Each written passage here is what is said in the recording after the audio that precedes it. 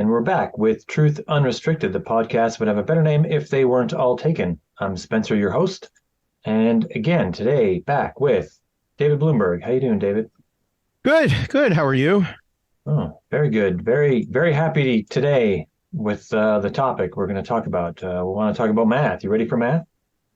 Is anyone ever really ready for math? Oh, math is my favorite subject. I could do math all day, every day. I prefer it to people vastly, but yeah,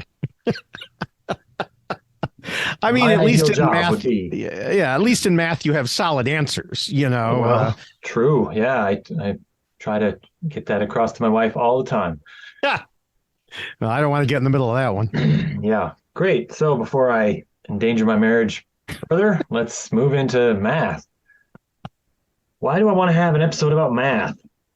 Aside from the fact that I love it and no one else seems to. Well, really, the point of this isn't just to talk about math. It's to understand that there is math that we're good at, and there is a math that we're not good at. And I don't ever see anyone talking about this. The fact that there are some things that you will just sort of understand on an intuitive level, and there's a bunch of other things that you're just not going to be any good at. You're just gonna they're just gonna go right over your head, and you might even think that you're good at them, but you're just not. Yeah, that's what I was going to say when you mentioned, there are some things we know at an intuitive level. I think that there are some people who believe that they understand all math on an intuitive level It's not when they possible. clearly don't. When they It clearly don't. Yeah. Yeah, it's just not possible. Some things are just not possible to understand on an intuitive level, and we're gonna try to hit that today. So, where am I in my notes? I don't know. I had to switch to a completely different note set because I thought you had messaged me and said we were talking about meth. Oh, So oh, you're ready to talk about meth today. yeah, yeah. Neat. So Okay. yeah, Well, let's do the Breaking Bad episode some other time. yeah. So I see a lot of memes, internet memes that talk about the attempt to talk about the value of math. Most people's experience with math is what they learned in high school and the years before high school. And some of them attempt to say, well, all that math wasn't that important. It never really helped me in my life. I pretty much got by without it. I never really needed it. All that time was wasted time. It certainly doesn't help me do my taxes, which would have been much more important knowledge for me. And I Hmm. agree, a walkthrough of how to do your taxes would have been good for everyone in grade 12. Maybe they do it now. I don't know. I don't think so, but No. Well, at least no that not that I'm I've aware ever, of. Yeah, yeah, right. yeah. But I need to say something important, which is that math is the most important area of knowledge in our lives. It makes everyone better at everything that can be done. If you were to rewind the clock, everyone at every job, if you were to, if you were God and you could, do all the what if scenarios, if everyone who did a job, you rewound the clock and you removed their knowledge of math, and then you let the universe continue from that point, they would be irreversibly worse at that job, every single person. No one can escape this effect. It makes everyone better at everything. And the more complicated your job is, the more it's boosting your ability to do it. The greater the difference between your ability with it and your ability without it. If you're doing an extremely simple job, it's still improving you, but just not by nearly as much. But the world is not a simple place, and it's not getting simpler. It's getting Right. more complicated. The number of jobs that will be improved by math has increased greatly over my lifetime and will continue to increase into the future. That there's no way around that. We're not becoming simpler again, Yeah. not without some kind of catastrophe. Yeah. And I've worked a number of jobs. I mean, as much as I joked about math, I am recently retired as an engineer. So obviously I had to deal with a lot of math over the years, both in school and after. But, you mentioned any job, well, during high school summers, I worked in a warehouse to earn some money as a summer job. And, I still clearly remember times when the warehouse manager would be like, okay, we need to get, and it was welding rod. So you had to get boxes of welding rod, load them onto the truck. And he was like, okay, here's the order that we need to get onto this truck. And he'd be sitting there punching away slowly at his calculator. And I'd be like, yeah, we need 5 boxes of this, 6 boxes of this, and 2 boxes of this. And he'd be like, how did you do that? I'm like, it's math, Right. And so, yeah, even something, that I was, getting paid minimum wage at that time to, lug boxes of welding rod around. And even then you still need to know, or else you're going to get the order wrong. Right. So I think the first thing to point out is that the human brain has a sort of as a computational engine, has some things that it's very good at in this regard. And most of those things have to do with simple comparison, one thing compared to another, because that's mostly what your brain is doing isn't number work. It's not arithmetic. It's true math. And I draw that distinction carefully.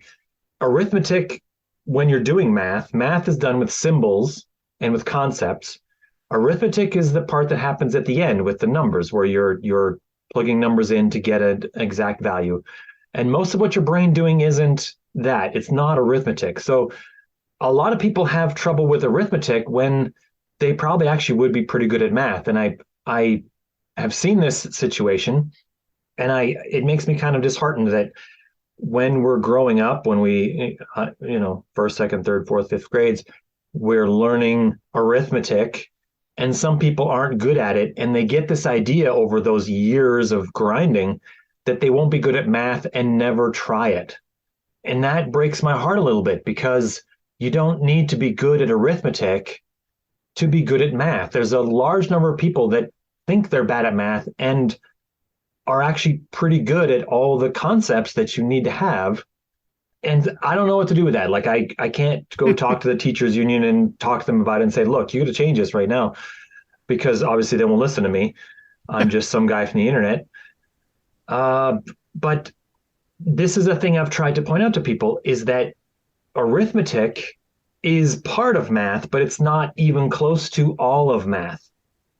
And increasingly now, the arithmetic is being handled by machines. Mm-hmm. Machines are much better at arithmetic than we are. And so knowing arithmetic gives you less of an advantage in these places. But knowing the math gives you still all the advantages as it had before, sometimes more, because you now have a computer at your disposal to do all the arithmetic for you, and you don't have to worry about that part. So in thinking about this as comparisons and what we're naturally good at, I've come up with some everyday examples of some things that mostly we're bad at, actually. When I looked at them and I saw most of these things are things we're not good at, but they're demonstrations of how we need to have actual real mathematical concepts to work around the things that we're just not good at, because we would never be living in these wonderful homes with the internet to connect us without math.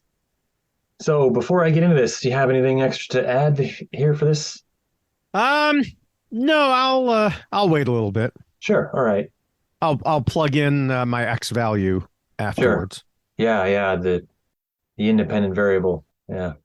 Yeah, I'll make sure I'm integral to the conversation at that point. Oh, good. Math puns. I like it. Yes.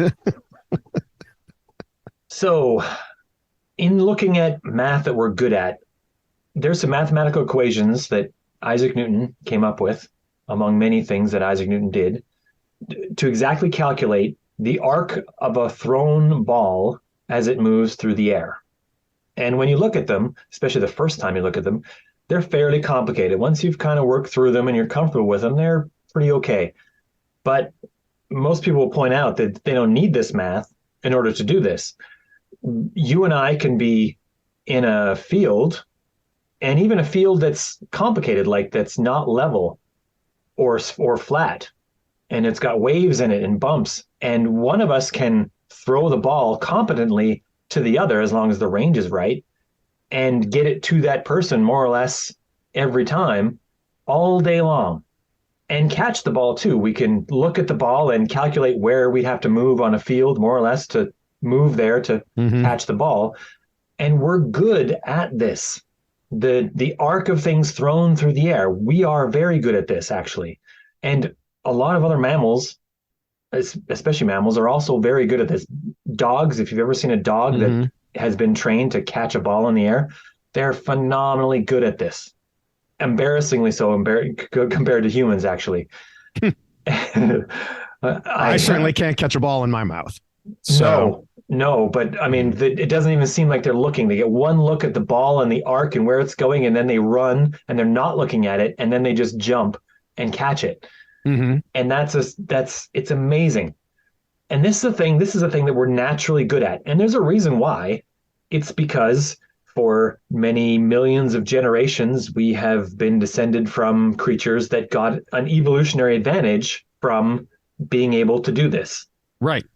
Either avoiding things that have been thrown at us, or actively being able to throw things and hit things from a long way away. If you're going to throw a stone to hit a lizard so that you can eat that night, having the ability to do that would allow you to eat more reliably than someone who didn't have the ability to do that. Or even just swinging through the trees. Our predecessors, small mammals. If they did, I don't know. Maybe they didn't. I don't know. I mean, that's Tarzan was famously said to, well, not literally, but I mean, from branch to branch or something like that. If you're going to move like that, you're going to jump. Yeah. Anytime you have to jump, you're doing this thing where you are the object moving through the air, and you have to know that you're going to be able to land on the next branch over, or across this chasm, over this crocodile pit, whatever it is. Are you describing the game Pitfall? Maybe. And your brain has to be able to do this, and being able to do it better gave you an advantage over the life forms that were like you that couldn't do that, and you were more likely to propagate your part of the species, and your DNA moved on and theirs didn't, and on we go. So that's because they went splat on the ground. Yeah, this ability became part of our evolutionary path, and in doing so, the brain became more wired this way because that was an advantage that kept us alive and also kept us eating. So here's some other things that we're not very good at naturally. When you have to take a cup of one size and shape, and you have to guess whether it's more volume than another cup of a certain size or shape, unless they're ridiculously different, humans are notoriously bad at this.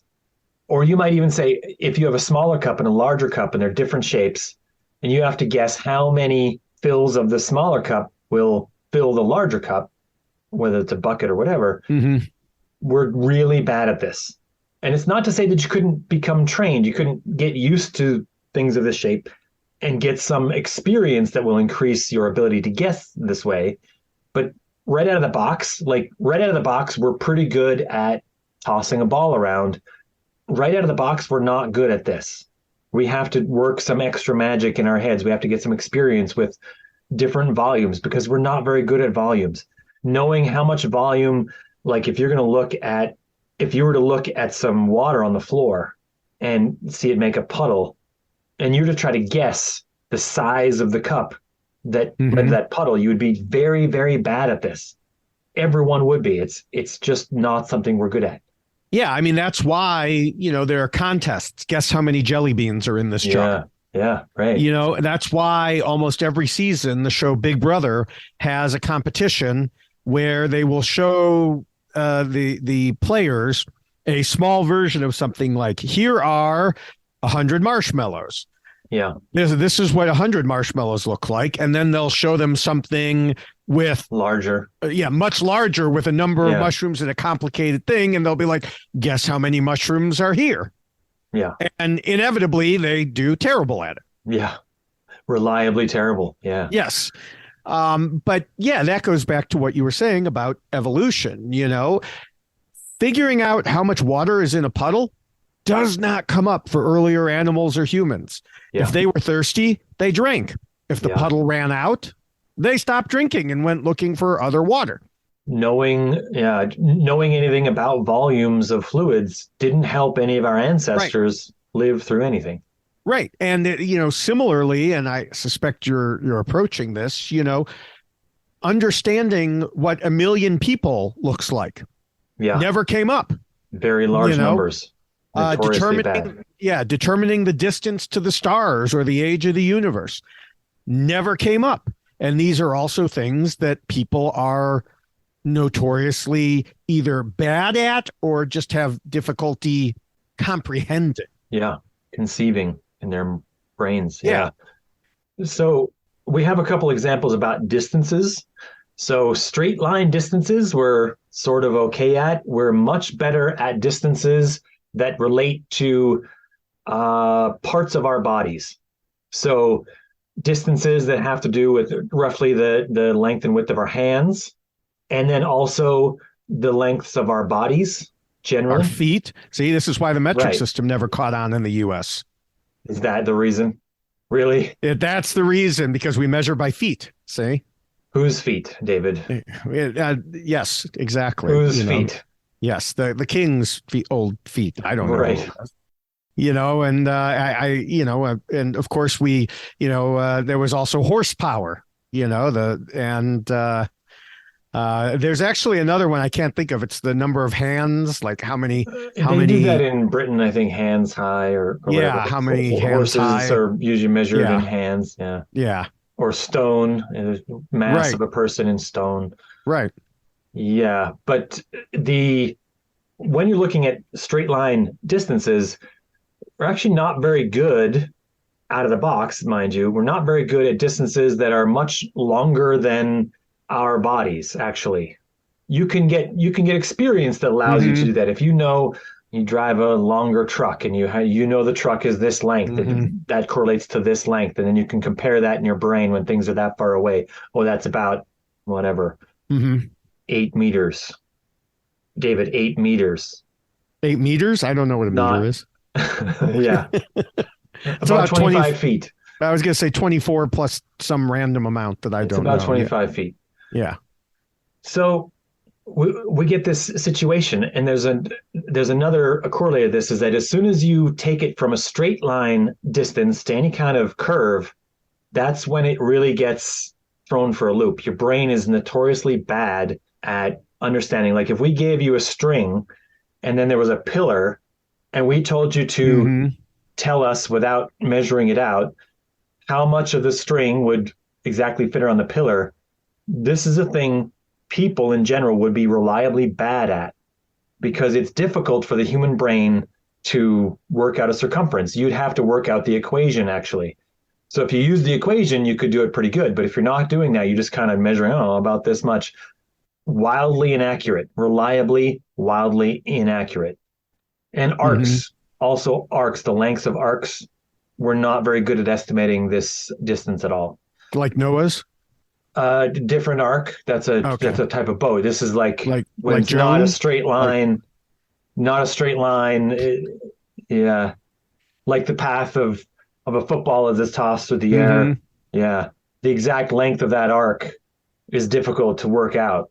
Yeah. It's more than the straight line distance, but exactly how much more isn't something that we're good at knowing just by some kind of nature. There was no evolutionary advantage to knowing these things. And so our brain never worked on it. Knowing lengths that were similar to the lengths of our body, there probably was very good advantage to that, something like that. But other than that, it wasn't very useful. How far away? Maybe you're used to the length of a football field, and you say, it's about a football field away, so it must be this far. But more than that, or a length that you're not always used to, you're going to be very bad at it. Guaranteed. Yeah. Well, pretty much guaranteed. Yeah. There's exceptions to everything. Yeah. There's people who are freakishly good at math just out of the box. There's many stories about them. I don't want to go into them today. They're talking about. I mean, and it depends also. I was good at math through high school, through some of college, but like I mentioned, I'm an engineer. I had a lot of high level math, calculus, differential equations, matrices. And I made it, but I also remember leaving my differential equation final and punching a sign because I was, so upset at how I thought I had done. Yeah. And so, yeah, I also remember the smart aleck grader in my differential equations class where I had answered a homework as infinity and the actual answer was 8. And so he wrote a note that said, if you had just turned it on its side. Um, Yeah. so Great. yeah, thank Yeah. you. Yeah, it's math humor. But yeah, I mean, I did it. Did I ever have to use differential equations once I got into the real world? No, because my particular job didn't require it. Did I have to use calculus? No, because again, my particular job didn't require it. If I had gone into my actual field, which was material science engineering instead of environmental, where I ended up, then I probably would have had to use it, but I didn't. And so, I was able to just kind of revert back to the math I was good at. Yeah. And, I know a lot of people like that. They're good at math until they're not. They get to a certain level. There's a limit to their. Yeah. Yeah. Well, and I've heard that before about people who are, maybe a person who has a master's degree and then was attempting to get their PhD and they were just stonewalled by the level of math required. And that's real. Yeah. I mean, there was limits to what I did with math too. When there was things where I was like, well, I don't know if I'm getting much more from this when I learn more. I don't know if I'll be able to go much further. I mean, so anyway, back to things that we're not good at with math. This is a fun one for me. I like this one, which is that we're not actually very good at determining lengths of time on our own. So especially short lengths of time. It seems it's a sort of thing that seems really, everyone thinks they are good at this. But for example, how long does it take to get to your car after you close your front door? Like from letting go of the door handle on your door to opening the door on your car. I have no idea because I go out my back door. To your car? Yes. Okay, so you have a door handle on your back door. Yes. Same question, right. But you have some length of time. And you're just guessing this, you're probably going to be off by factor of 2, factor of 3, and that's going to be very common. If you're going to say, leaving once you start your car and you start rolling, how long does it take to get from the end of your driveway to the end of your street? And you do this every day, pretty much. But if you were just going to guess at it right now without ever having measured it, you're probably going to be wrong by a fair amount. And this effect is, I don't even know if it has a real name, but this is noticed in people who are, there's other things that can distort this effect. If you've ever been in a physical altercation that you weren't planning for, let's say like planning for. So prize fighters, of course, they have an event and they plan for it and they actually train for, this is part of their training, understanding all the things that are happening. How long you were part of that altercation is, from your perspective, going to be much different than what was actually happening. And it's almost always in that case, you're going to think it took much longer for everything to happen than it really did. You're noticing so many things. It's like your brain is noticing so many things in that moment because it feels it needs to help you survive it, that you're sort of measuring the time based on the number of individual things you noticed in all of that. Yeah, it's like when time slows down if you're in a car accident. Yeah, right. That's also a thing. Your brain is attempting to notice more and more things because it thinks it needs to help you get the information you need to survive.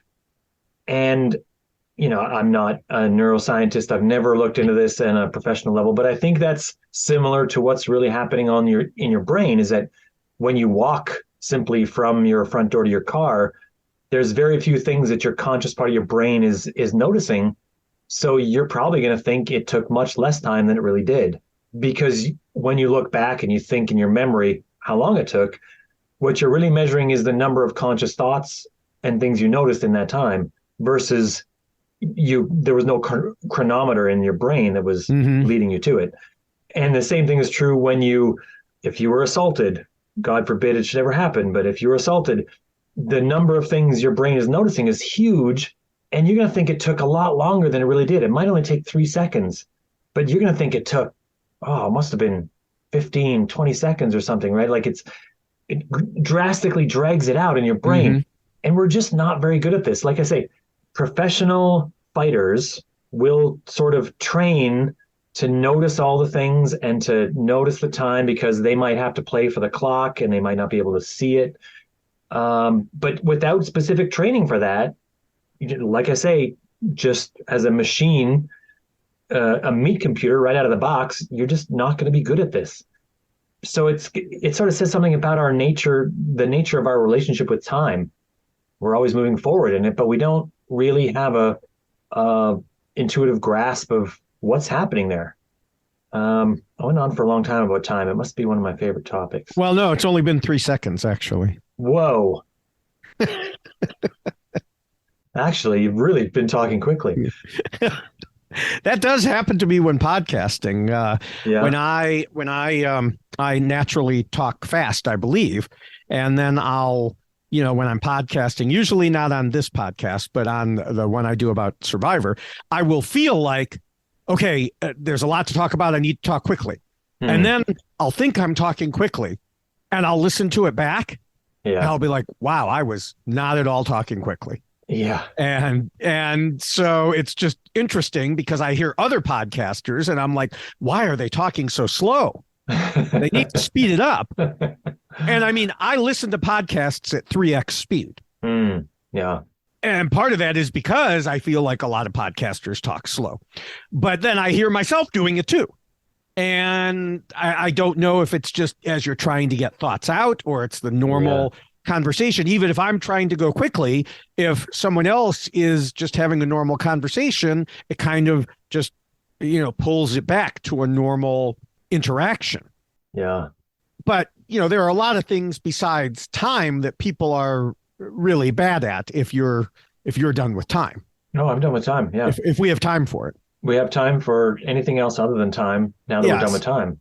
And it's like, for example, I mentioned like trying to understand 1 million people or just large numbers. People are bad at it. Yeah. And I think, to me, this is why a quote that is often incorrectly attributed to Joseph Stalin, but more likely came from German writer Kurt, I'm going to mess this up, Tucholsky. I think this is why it still rings true in saying 1 death is a tragedy, 1 million deaths are a statistic. Yeah. And we see this all the time, whether it was looking at COVID, gun violence, war, anything. And, a perfect example that, will probably be a bit in our rear view by the time this episode airs is the destruction of the Titan submarine, killing 5 people.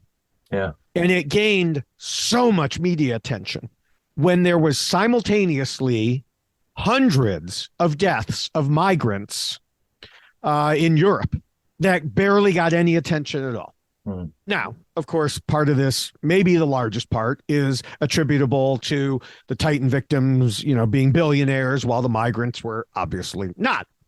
But cynically, I'm really shocked and surprised that billionaires allowed this to happen to themselves. Yes. And the poor people. Yeah. Well, yeah. Okay. Yeah.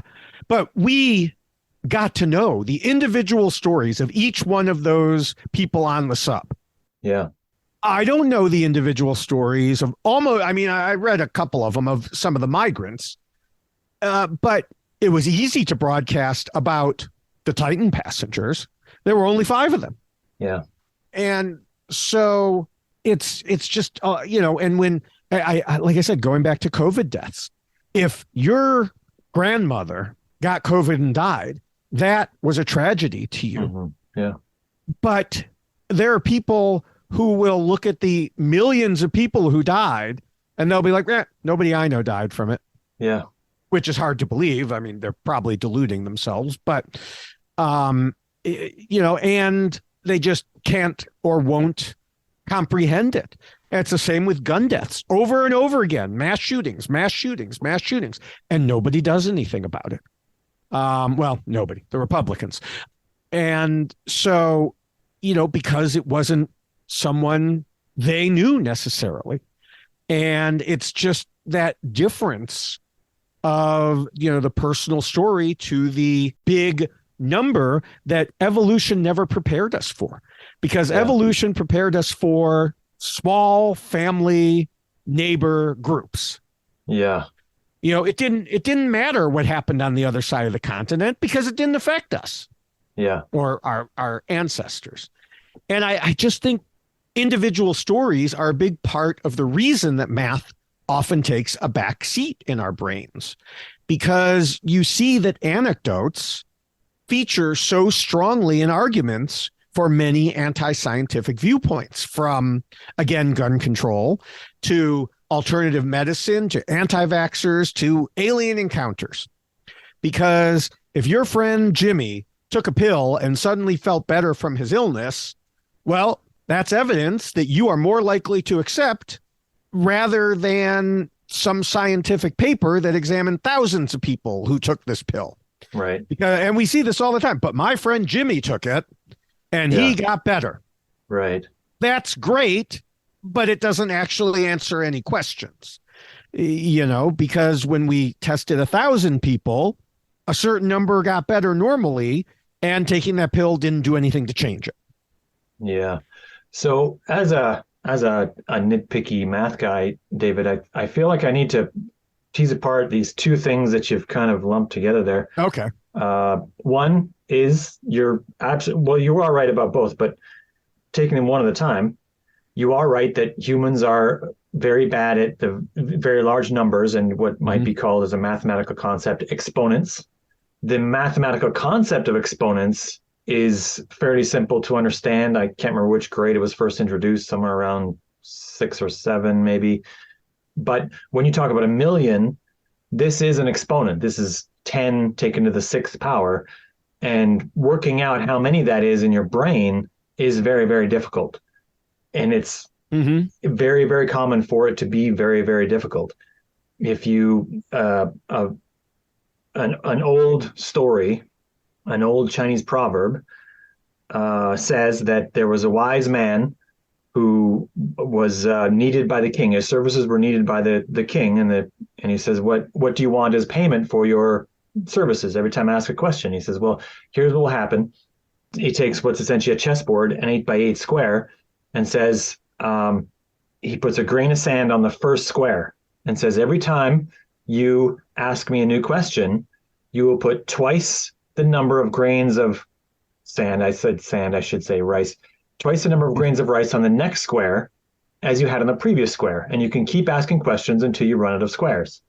And the king immediately says, "Oh, well, you're selling yourself too short. Of course I will," and so he starts asking all these frivolous questions immediately, using up all of the small numbers. And it slowly starts increasing by a factor of 2 each time, until finally he gets invaded by a neighboring kingdom, and he has to ask some very important questions to save his kingdom, and he can't afford it because the number has increased so quickly now that he would have to pay all of the rice available, and the wise man would own the entire kingdom at that point.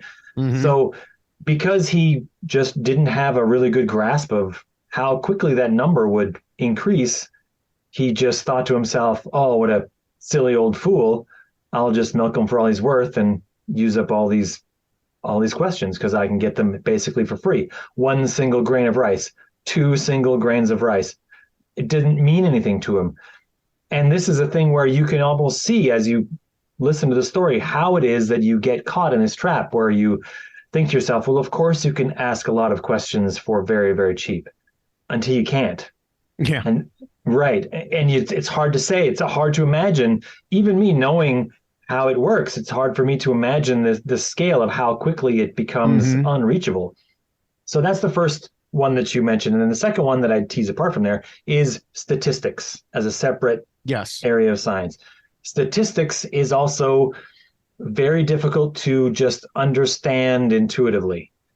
It feels like something we should be able to understand intuitively, but it's really not. Simple concepts in statistics like average and median and mean, they're very similar and they're slightly different, and getting into slightly more complicated standard deviation and normal distribution curves. And, it starts to get a little sideways, and then you get into things like p-values and how large your sample size has to be in order to be a meaningful representation of an entire population. And then you start to go, well, very quickly just loses grasp with reality.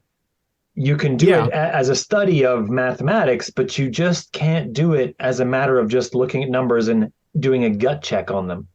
Yeah. And I think that's where I was linking them, is you lose that connection because it turns into, big numbers that you can't see, for like the numbers that, the big numbers I will often see when numbers get big enough.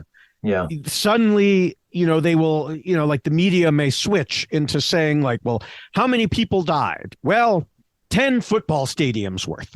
Right. So, because people can visualize a full football stadium. Yeah. But they can't visualize 700,000 people. Yeah. And the same with statistics. I may have brought this up on a previous podcast. I don't remember, but I do remember early on in COVID, when, there were people saying, oh, what was it? A 2% death rate. That's not bad. Yeah. And so some media group, TV station, they interviewed a guy who was saying this. And he was just a guy on the street. He wasn't some big promoter. They just asked questions, and he was like, no, I don't think that's bad. And then they brought in, obviously they had, done some work. They brought in 100 of his relatives. Yeah. And said, okay, pick the 2 of your relatives that you're going to kill. Yeah. And suddenly it became real for him. Just saying 2% isn't, a big it's a small deal. Number. Right. Yeah. And you still see that with some of the, let the people who say, let kids catch COVID. It's, it'll only kill, it's got such a low death rate and da, da, da, da. Really? Okay. Okay. Yeah. So it's okay with you if we kill 400 kids a year, then you're fine with that, and then, so you have to kind of switch, because when they're talking statistics, it sounds so blasé, but when you actually bring it back and say, this is how many children will die. Yeah. And they'll be additional to the number of children that die from other things. Right.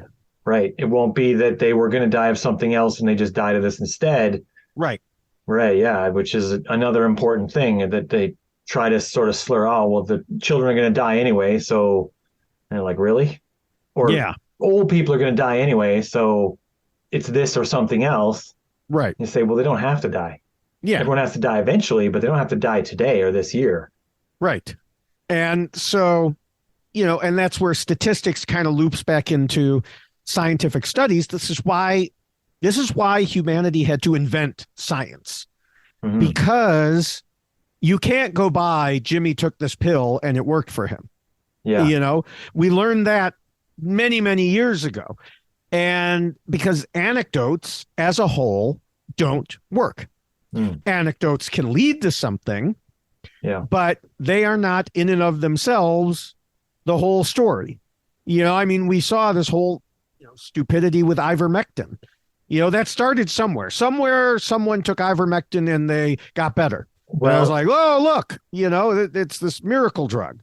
I believe that ivermectin was used to treat people who were dying from SARS-CoV-1 12 to 14 years ago, whenever we had SARS-CoV-1. I'm not even sure. But ivermectin and hydroxychloroquine were both used for that. And that was the first reason why people thought they were. And every once in a while, I catch someone trying to pass off a study from 12 years ago that says, because sometimes in the study, in the wording, it'll just say SARS or whatever. Right. And because in that time it was called just SARS. It wasn't Right. called COVID or anything else. And they'll try to pass this off and they'll say, oh, it says right here that hydroxychloroquine is blah, blah, blah, blah, and it does this. And then you'll just look at the study and you'll point out that, oh, this was made, 11, 12 years ago Mm-hmm. before we had COVID. Like, what do you think is happening here, really? Like, is this a time traveling virus? Obviously not. And of course, what other people mention is that, rightfully so, is that there were people who, when this first came up, they knew that it was a virus that had developed as a variation of SARS-CoV-1, and they knew that these things had been used to treat whatever level of success they had. I'm not even sure because there weren't all that many patients from SARS-CoV-1, Mm-hmm. really. There was some level of that this might work, and they did tests, what's called in vitro, which is in a petri dish, and it was more resilient to the effects of ivermectin and hydroxychloroquine. In particular, the case of ivermectin, it didn't have any effect on the virus in a petri dish until you got to a dosage that was roughly 20 times what would be toxic for a human. And so they rapidly said, who first looked into it, said, well, technically it does work, but it wouldn't be useful as a treatment for this reason.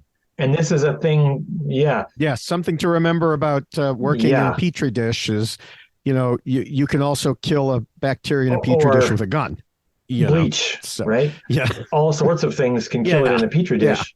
Yeah, yeah. I mean, you say No, bleach, but well, Trump he was did. advocating that. Just inject Yeah. some bleach. You'll be So fine.